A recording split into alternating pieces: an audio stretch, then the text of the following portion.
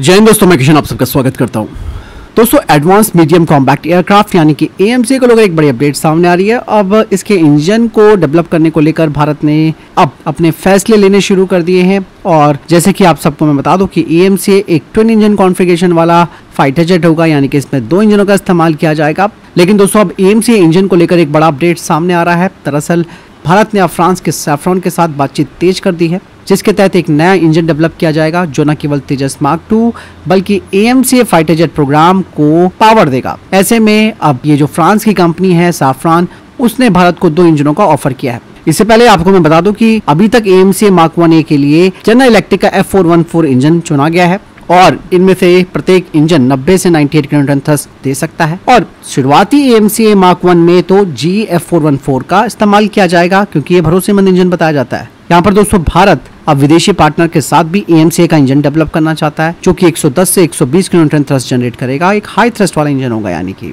ऐसे में दोस्तों, जैसे मैं आपको बता रहा था कि सैफ्रॉन के साथ भारत की बातचीत काफी आगे तक बढ़ गई है, जिसमें कि सैफ्रॉन ने भारत के GTRE और HAL को 2 ऑप्शन दिए हैं, यानी कि दोनों प्रोग्राम के लिए एक ही इंजन बनाया जाए। मतलब साफ है कि तेजस मार्क 2 और एएमसी फाइटर जेट के लिए। इसके अलावा उन्होंने दूसरा ऑप्शन ये दिया है कि या फिर दोनों ही प्रोजेक्ट के लिए अलग अलग इंजन डेवलप किए जाएं। इवन फ्रांस कह रहा है कि वो भारत के स्वदेशी फाइटर जेट बनाने का जो लक्ष्य है उसको भी सपोर्ट करेगा। यहाँ पर सबसे पहले हम बात करते हैं तेजस मार्क 2 फाइटर जेट के लिए, जिसके लिए सैफ्रॉन अपने M88-4 इंजन का प्रस्ताव दे रहा है, जो कि इस वक्त अमेरिकी जनरल इलेक्ट्रिक के F414 इंजन की जगह ले सकता है।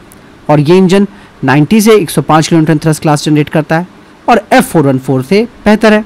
ये इंजन दोस्तों डसॉल्ट राफेल में इस्तेमाल होने वाले M88 इंजन का भी एडवांस वेरिएंट होगा, जिसमें कि बेहतर आफ्टर बर्नर और कोर में बदलाव किया जाएगा। सैफ्रॉन कहता है कि M88-4 को तेजस मार्क 2 में बिना किसी मॉडिफिकेशन के आसानी से लगाया जा सकता है, यानी कि ये भी एक अच्छा ऑप्शन है भारत के लिए। मतलब साफ है कि बिना मॉडिफिकेशन का कि आसानी से और बहुत तेजी से हम इन इंजनों को तेजस मार्क 2 में लगा सकते हैं, जिससे कि टाइम और खर्चा दोनों बचेगा। इवन दोस्तों, सैफ्रॉन M88-4 इंजन की टेक्नोलॉजी ट्रांसफर भारत को करना भी चाहता है, जिससे कि भारत न केवल इसका इस्तेमाल तेजस फाइटर जेट बल्कि आगे के जो भी भारतीय फाइटर जेट्स होंगे या even made in India Rafale fighter jets हैं उनमें भी इस्तेमाल कर सकता है। हम अब आते हैं सेकंड वाले ऑप्शन पर, जो कि सैफ्रॉन ने कहा है कि एएमसी के लिए एक नया इंजन डेवलप किया जाए, जो कि 120 किलोमीटर थ्रस्ट देने वाला एक हाई थ्रस्ट इंजन होगा। और ये 5th जनरेशन के स्टेल्थ फाइटर जेट के ट्विन इंजन डिजाइन के लिए काफी उपयुक्त होगा। और इवन फ्रांस ने कहा कि इसी इंजन का एक हल्का वेरिएंट भी बना सकते हैं, जो कि तेजस मार्क 2 को भी पावर दे सकता है। यानी कि इन दोनों ही प्रोग्राम में फिर इससे एक रूपता तो आएगी, साथ ही लागत कम होगी और भारत को एडवांस इंजन टेक्नोलॉजी मिलेगी। हालांकि दोस्तों, इसके कई फायदे भारत को मिलेंगे। सबसे पहला तो ये कि M88-4 के लिए अगर TOT भारत को मिलता है तो भारत की इंजन बनाने की क्षमता बढ़ेगी। भविष्य में राफेल फाइटर जेट्स के लिए काफ़ी महत्वपूर्ण होगा।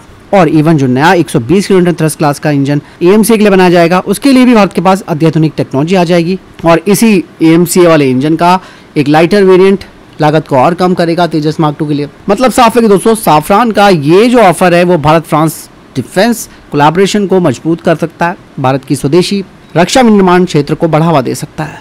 और सीधी सीधी बात, अमेरिका की जो ये नानुकुर वाली आदत पड़ी हुई है उसे भी हम कंट्रोल कर सकते हैं और अमेरिका को भी हम आईना दिखा सकते हैं कि भैया हम केवल और केवल तेरे पर निर्भर नहीं है, क्योंकि अमेरिका की वजह से ही भारत का तेजस प्रोग्राम लेट हो रहा है। इसीलिए भारत सैफ्रॉन के साथ इस साझेदारी को आगे बढ़ाना चाहता है।